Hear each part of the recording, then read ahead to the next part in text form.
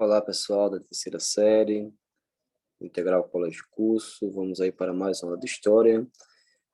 Dando continuidade, né, aos conteúdos que estávamos trabalhando sobre Nova República, tá? Esse aqui é o vídeo 2 sobre o governo do Fernando Collor de Mello, tá certo? A gente discutiu no primeiro vídeo sobre as eleições, né, de 1989, que foram as primeiras eleições desde a época, né, do Jânio Quadros, né, lá em 1960, né, e aí a gente tem as eleições diretas, tá, gente?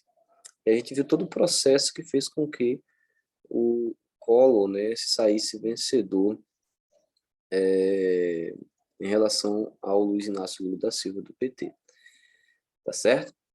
E aí vamos trabalhar agora da economia ao impeachment, né, do presidente Fernando Collor, tá certo? Então, na economia, olha como é que estava, né? É hiperinflação, tá, gente? 1972% ao ano. A gente tinha trabalhado isso, né, no governo do Sarney, né? Essa hiperinflação ainda é uma consequência dos anos da ditadura militar, tá certo? A ideia lá do milagre econômico, né? E depois todo aquele processo que levou à desvalorização, né, do regime, né, a queda, tá certo? Então, a queda do PIB estava crescendo negativamente, aí, tá certo? A ministra da Economia, Zélia Cardoso, lança o Plano Brasil Novo, que é conhecido como Plano Collor. Né? Então, sai o plano Collor, que muda, né, Estado de São Paulo, que muda com o plano. Governo extingue 25 estatais, né? É o que vai caracterizar um pouco desse plano. Então, vamos aí a algumas características. Desestatização de empresas, já ficou separada aqui, nacionais, entre elas a Usiminas e a VASP. Né? A Usiminas é usina siderúrgica lá de Minas Gerais. Ela vai ser aí... Vão ser 18 empresas, tá, gente? Que vão ser privatizadas, né? Entre elas a Usiminas e a VASP. Né? A VASP é a Aviação Aérea de São Paulo, né? Que vai ser privatizada, tá certo? Vai ser criado o IOF, né? Imposto sobre Operações Financeiras, tá certo? Vai ser criado a extinção de cargos públicos, são vários... A ideia de Estado mínimo, tá, gente? A ideia do neoliberalismo, né? Enxugar os gastos do Estado, certo? Estado mínimo, tá certo? E uma mudança na moeda, né? Sai o cruzado novo, retorna o cruzeiro. É maluco isso, né, gente? A gente tem o cruzeiro, depois o cruzado novo, sai o cruzado novo, entra o cruzeiro agora com o Collor, tá certo? No Sarney são duas mudanças de moeda, né, para que vocês não confundam, duas mudanças de moeda. Era o cruzeiro no Sarney, entra o cruzado, tá certo? Do cruzado, cruzado novo. Com o Collor, cruzado novo, cruzeiro. Né? Com Itamar Franco, de cruzeiro real e depois o real. Né? Olha só que tantas mudanças nesse processo aí, e o Plano Collor ele vai fazer essas mudanças também. Tá certo? E aí, ainda na economia, né? Olha só, o Jornal Folha de São Paulo, né? Choque do Plano Collor é o maior de toda a história. O governo retém 80% do over e limita a 50 mil saque bancário da poupança. Né? Então, vamos entender isso aí. O objetivo disso tudo era reduzir a circulação de moedas, tá certo? Então, olha só o que ele faz. Confisco de 80% das operações overnight. Era uma prática de depositar o dinheiro em um dia e retirá-lo no outro, né? E para quem estava fazendo isso, gente, gerava um pouco de lucro, tá? Eles faziam principalmente à noite, né?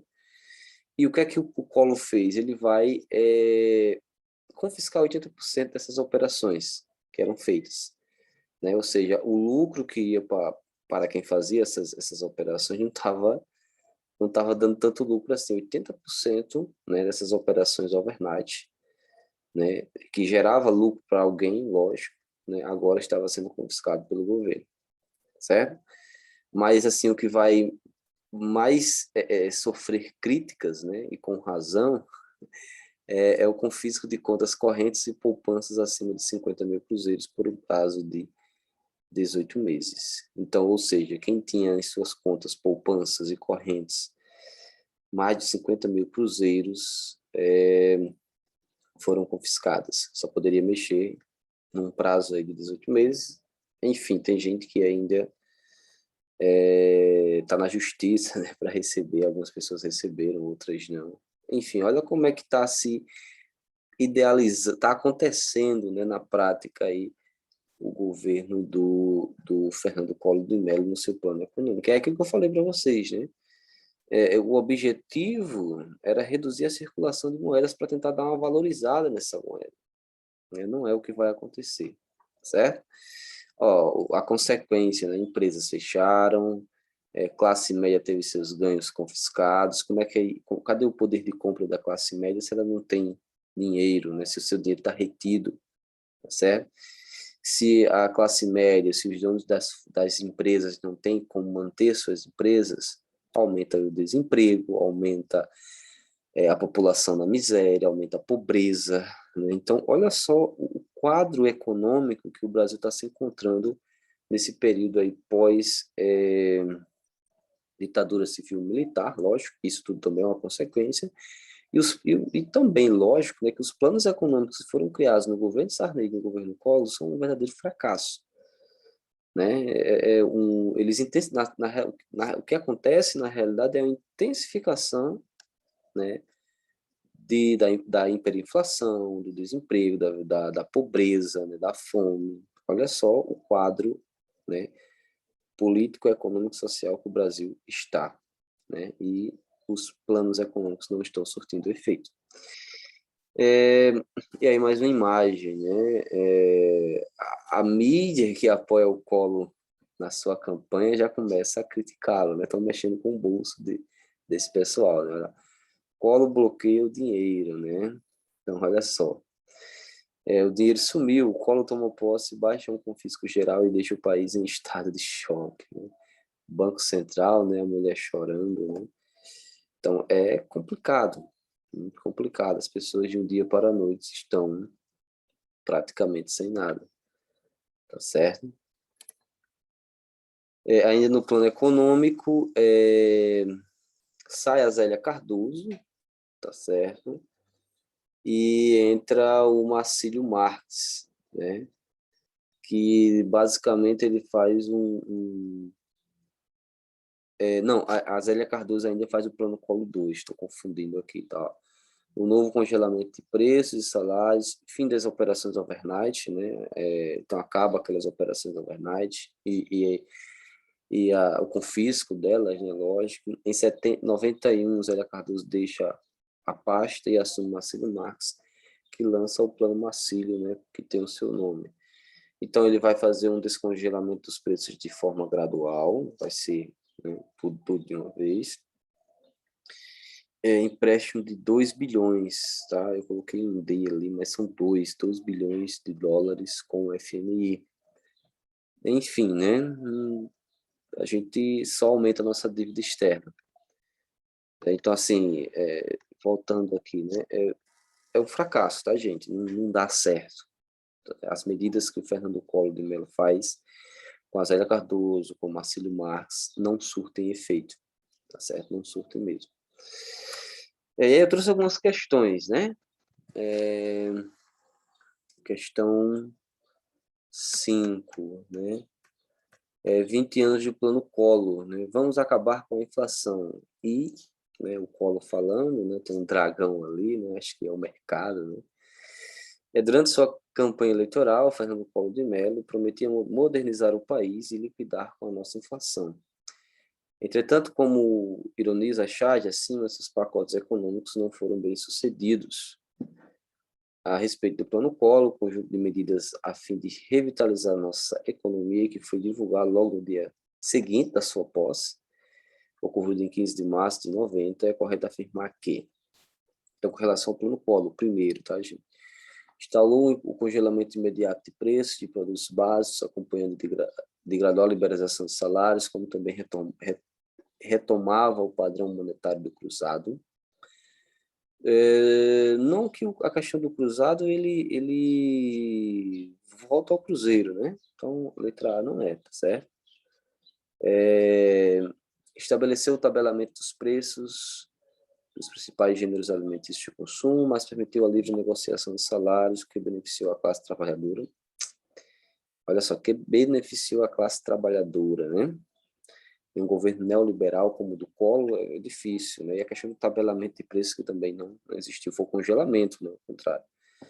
C. Deu início ao programa de privatizações estatais e preconizava a necessidade de se realizar um violento corte de gastos públicos, porém, na prática, não houve uma expressa demissão de funcionários, né? Contrário, o começo da questão está correto, né? Olha, deu início ao programa de privatização estatais, né? Até aí está correto. Preconizava a necessidade de se realizar violento corte de gastos públicos, também está correto. Porém, na prática, não houve uma expressa demissão de funcionários, e houve, né, uma grande e expressiva demissão de funcionários. Tá certo? D, né? Confiscou, até agora nenhuma correta, tá, gente? D, confiscou os depósitos bancários que ultrapassassem o valor de 500 mil cruzados, era 50 mil, né, gente? Durante um breve período de 3 meses, era 18 meses, para evitar remessa de capital nacional para o exterior. Não, tá errado. Era 50 mil cruzeiros depois, né? E 18 meses, né? Um período de 18 meses. Só pode ser a E, né? Vamos ver a letra E. Confiscou depósitos bancários em contas correntes e cadernetas de poupança, está correto. No valor que excedesse a quantia de 50 mil cruzeiros, olha aí, para evitar deslocamento de recursos para o consumo. Então, olha aí, 50 mil, né? Não fala nos 18 meses, mas está bem arrumada, né, a questão. Tá certo? Então, questão 5 aí, letra E, dá uma analisada melhor depois, né? Fazer questões é importante, tá, gente? Para a preparação para o Enem, ok? Então, vamos lá para mais uma questão 6. Analise o texto, né? Aí, uma das palavras mais utilizadas de Collor desde a campanha eleitoral era moderno. Prometeu modernizar o Brasil, e sua própria figura jovem, bem como a de alguns de seus ministros, forneciam um suporte a esse tipo de discurso, por modernização. Collor entendia a diminuição do papel do Estado, a ideia de Estado mínimo, tá, gente? Que incluída a defesa do livre mercado, o neoliberalismo, a abertura para as importações, o fim dos subsídios e as privatizações, né? A modernidade aí que ele imaginava para o Brasil. Para o presidente, o texto se refere modernizar, o Brasil significava, né? Modernizar o Brasil significava nacionalizar os setores econômicos mais importantes do país, então nacionalizar, por exemplo, a extração de minérios, né, de energia, né? Foi isso que, no sentido de modernizar para o Collor, era esse, né? Então vamos lá, né? B, proteger a economia do país por meio do protecionismo estatal. Ele queria proteger as empresas do Brasil, né? Intervir nessa economia, né? Olha aí, pensem aí. C, adequar o país à nova realidade do neoliberalismo mundial. Qual era a nova realidade do neoliberalismo mundial, né? Guardem aí, né? Estou só analisando. D, implantar um modelo econômico intervencionista no país, que é basicamente a letra B, e a letra A está dizendo isso, né? Assim, são bem parecidas, né? Reduzir a pobreza do país por meio da abertura econômica. Não, né? A letra E não é, tá certo? A e B e D são bem parecidas, por isso que não é a correta também, porque nacionalizar os setores, proteger a economia, implantar um modelo intervencionista no país, são bem parecidos. Então, são 3 alternativas parecidas. A letra E, reduzir a pobreza no país, né? Com abertura econômica, como isso vai acontecer, né? Ele não explica isso. Então, modernizar aí o sentido significa a letra C. adequar o país à nova realidade do neoliberalismo mundial, né? E aí tem uma frase da Margaret Thatcher, a primeira-ministra inglesa lá na década de 80, né, da Inglaterra. Ela diz o seguinte, né, se os países não conseguem pagar suas dívidas, que vendam suas riquezas. É mais ou menos isso, tá, gente? E era a nova realidade do neoliberalismo, era essa, né? Então, tome privatizações, né? E o neoliberalismo chega com o Collor, né? Mas se consolida com o Fernando Henrique Cardoso. Com o Fernando Henrique Cardoso, gente, vai ser mais de 100 empresas privatizadas.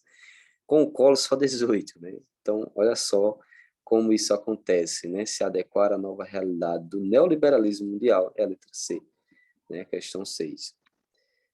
Na questão 7, deixa eu ver aqui o nosso tempo, para não ficar muito grande a aula. Baseada num partido político inexistente, o PRN, o Partido da Renovação Nacional, criado pelo oportunismo das circunstâncias, a nova liderança, Collor, né, alimentava-se de um discurso moralizante, onde as fronteiras entre o público e o privado eram imprecisas. Remanescente da oligarquia, sua imagem firmava-se como o caçador de marajás, visando, sobretudo, o alto escalão dos empregos públicos. Olha aí como é que ele despontava, né, nesse cenário. O trecho acima remete ao primeiro presidente eleito pelo voto direto no Brasil após quase 30 anos de ditadura militar. Dentre as características dessa transição política, pode-se destacar como o mais importante o fato de o discurso moralizante do presidente Collor ter capitalizado o apoio de todos aqueles que desejavam maior intervenção do Estado junto à economia. Olha que a gente está, um pensamento aí do empresariado é um pensamento neoliberal, né? Sem intervenção do Estado na economia, né? Intervenção mínima, né? Mínima mesmo. Letra A não é, né? Olha só, né? Analise. Apoio de todos aqueles que desejavam maior intervenção. Então, o empresariado não desejava intervenção, né? Bem, o presidente ele ter fortalecido o núcleo mais combativo do movimento sindical, representado pela força sindical liderada por Antônio Medeiros, não, né? Fortalecido o núcleo mais combativo, ele não fortalece, né? Pelo contrário, assim, não tem sentido, né? Representado pela força sindical, não é a letra B, né? Se a candidatura de Collor ter contado com o apoio irrestrito de toda a classe operária, olha, irrestrito de toda a classe operária. Não, né, gente? Toda a classe operária brasileira, em decorrência de seu projeto de modernização do país? Não, não. Letra D, o empresariado brasileiro, temeroso com a possível ascensão de um governo popular, no caso de Lula, né, ter apoiado o Collor na sua campanha. Olha só. O empresariado brasileiro, temeroso com a possível ascensão de um governo popular, ter apoiado o Collor na sua campanha. Vamos deixar a letra D, vamos ver a letra E, né? A situação democratizante do presidente ter contribuído para o fortalecimento do espaço público no Brasil, né? Pelo contrário, né? Ele fragmenta, né, a ideia de espaço público no Brasil, né? Então é letra D, tá, gente? Questão 7, letra D. Né? O empresariado apoia ele. Aquilo que eu falei, né, na última aula, que o empresariado precisava de alguém para impedir, né, um governo popular, digamos assim, né, chegar ao poder. Né? Então, eles apostam tudo no Collor. E aí, chegamos ao final do governo Collor, né, em 1992, o irmão do Pedro Collor, né, do irmão do Collor, né, o Pedro, ele vai denunciar um esquema de corrupção que envolvia o ex-tesoureiro da campanha do presidente, que era o Paulo César Farias, né? Esse esquema vai ser chamado esquema de PC Farias. E aí o irmão dele conta tudo na Veja, né? Numa revista. E aí, gente, como é que acontecia esse sistema segundo o Collor depois das investigações, né? O PC Farias foi acusado de receber dinheiro de empresários para facilitar o recebimento de verbas públicas. Aquela ideia das privatizações, né? Facilitar nessas licitações, né? Privatizações, não, licitações. E eles davam dinheiro ao PC Farias já na campanha, né? E aí os valores eram depositados em contas fantasmas lá na Suíça, e aí quem tirava esse dinheiro, né? O Fernando Collor e a sua esposa, e também o PC Farias. Então, olha só como é que era o esquema, né? Viabilizava as licitações, né? o recebimento de verbas públicas, já depositava esse dinheiro já na campanha e depois continuaram depositando esse dinheiro a partir das aberturas das licitações, e quem usava esse dinheiro era Fernando Collor de Mello, sua esposa e o PC Farias, tá certo? E isso vai levar a um processo de impeachment, tá, gente? Vai ser aberta uma comissão parlamentar de inquérito, uma CPI, né? Surgiu, e aí o Collor, né, tentando, por exemplo, angariar, né, apoio populacional, vai anunciar, fazer um anúncio, né, em rede nacional, onde vai pedir para que as pessoas sejam patriotas, né? Vamos trabalhar amanhã de verde e amarelo, né, com a camisa verde e amarela e tudo mais. E aí as pessoas não aceitaram esse discurso muito bem do Collor. E aí as pessoas vão se vestir de preto, né? Vão trabalhar de preto também, né? As pessoas ficaram em casa de preto. E surge também o movimento de caras pintadas, né? Não confundam com o Direta Já, tá? Direta Já queria eleições diretas para presidente. Caras Pintadas queria a saída do Collor, tá certo? Então, envolveu todos os segmentos da sociedade, né? E aí o processo de impeachment foi aprovado e quem assume é seu vice, Itamar Franco, né? O Collor até tenta renunciar, mas não vai ter, não vai ser aceito, né, a sua renúncia. Ele vai sofrer o impeachment, assume o Itamar Franco para um governo de 92 a 94, e daí surge o Plano Real. Tá certo? E algumas fotos, né? Olha aí, as pessoas pintadas, né? Pintaram fora Collor impeachment, ladrão, anos rebeldes, né? Fora Collor, impeachment já, tá certo? Então as pessoas ocuparam Brasília e outras capitais do Brasil também, tá certo? E aí, vamos fechar com algumas questões, né? Deixa eu ver o tempo aqui, vamos lá. Nem 2015, né, também, né? Não nos resta a menor dúvida de que a principal contribuição dos diferentes tipos de movimentos sociais brasileiros nos últimos 20 anos foi no plano da reconstrução do processo de democratização do país. E não se trata apenas da reconstrução do regime político, da retomada da democracia e do fim do regime militar.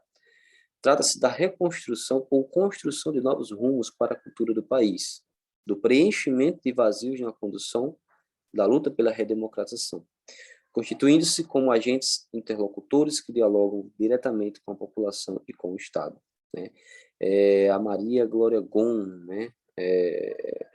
Os Sem Terras, ONGs e Cidadania, ela trabalha muito com essa questão de movimentos, né? A Maria Glória Gon. Nos processos da redemocratização brasileira, os novos movimentos sociais contribuíram para quê, né? Então, olha só,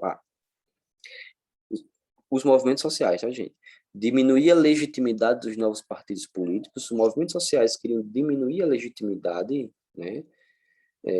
Não, né? Não é para diminuir a legitimidade desses partidos, dos novos partidos, né? B, tornar a democracia um valor social que ultrapassa os momentos eleitorais. Se a gente for parar para pensar, em 92 não tinha eleições, né? Então não era um momento eleitoreiro, né? Era um momento de tornar a democracia um valor social, né? Que não fica restrito ao voto, né, gente? Não fica restrito ao voto, tá certo? Então isso é importante, né? Vamos guardar a letra B, tá? C, difundir a democracia representativa como objetivo fundamental da luta política. Então, difundir uma democracia representativa, era esses os objetivos dos movimentos sociais, como Direta Já, como Caras Pintadas, né? E outros movimentos também. Era esse o valor fundamental? Eu acho que não, né? Eu acho que não. Então, vamos aí, guardamos a letra B ainda, né? Letra D. Ampliar as disputas pela hegemonia das entidades de trabalhadores como os sindicatos. Eles estavam defendendo apenas os sindicatos aí, né? Aumentar sua hegemonia, né? Ampliar suas disputas, né? Suas disputas de poder, de decisões no plano político. Era isso que esse movimento queria, né? Que esses movimentos queriam, né? Fragmentar as lutas políticas de diversos atores sociais frente ao Estado. Também não é essa. Então, a letra B, tá, gente? Tornar a democracia um valor social, ou seja, todos devem reivindicar se algo está errado, todos devem agir juntos, né? que ultrapassa os momentos eleitorais. Não é só na época da eleição, né? Não é quando vai chegando, né? É algo que tem que acontecer sempre, né? É isso que a letra B está dizendo, é a questão correta, né? Outra, a questão 9 do Enem também, 2018, né? Esse que o PPL eu esqueci o que significa. Tá? Considerando o funcionamento do regime democrático, o episódio retratado na imagem está associado a... Então tem imagem, né? Fora Collor, impeachment, une... Né? Legalidade dos partidos políticos? Não, né? Não é isso. Valorização das políticas afirmativas? Não. Esgotamento do movimento sindical? Também não. Legitimidade da mobilização popular? Legitimidade da população popular, né? Vamos guardar a letra D. Emergência das organizações não governamentais? Também não, porque não é a questão só das ONGs, né? Tem aí uma ampla, vários segmentos da sociedade, né? Então, legitimidade, né, da mobilização popular, né? A população ali estava tornando legítimo o seu descontentamento, né? A forma como eles estavam agindo. Letra D, tá, gente? E por último, né, para a gente fechar, o vídeo está ficando um pouco grande, né? Vamos aí fazer rapidinho essa questão, né? O EG, né, 2005. Agora sim, minha vida vai melhorar, né? Collor, né, o pessoal aqui correndo atrás do Collor, né, o PT, o PMDB ali junto, PDT também, né, não consegui identificar o outro partido lá atrás, mas enfim, PMDB, PT, PDT, né. A charge acima remete às eleições presidenciais de 89, né, que a gente viu lá naquele primeiro vídeo, vencidas por Fernando Collor, que governou de 90 até seu impeachment em 92. Uma característica da política econômica implementada por esse governo, que o diferencia dos anteriores, é estatização das indústrias de base, estatização, né? Tornar as indústrias de base estatais, né? Acho que não, né? É o contrário, né, gente? Adoção do ortodoxismo monetário, não, né? Aumento do número de empresas estatais, aumento do número de empresas estatais. Será que aumentou as empresas estatais e estados, né?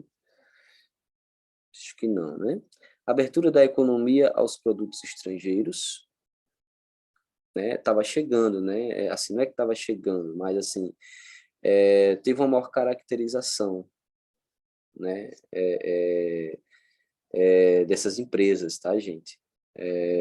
Desses produtos, na realidade, né? E o Collor ele vai abrir mesmo, né?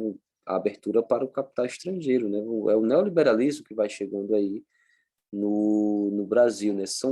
Assim, ele traz, né? Ele não consolida, quem consolida é o Fernando Henrique Cardoso, mas ele abre mais a economia para esse capital externo, tá certo? Então, letra D, ok. Fechamos por aqui, né? A aula sobre o governo Collor, tá certo? Qualquer dúvida, vocês mandam uma mensagem, tá certo? Então, até a próxima aula. Tchau, tchau.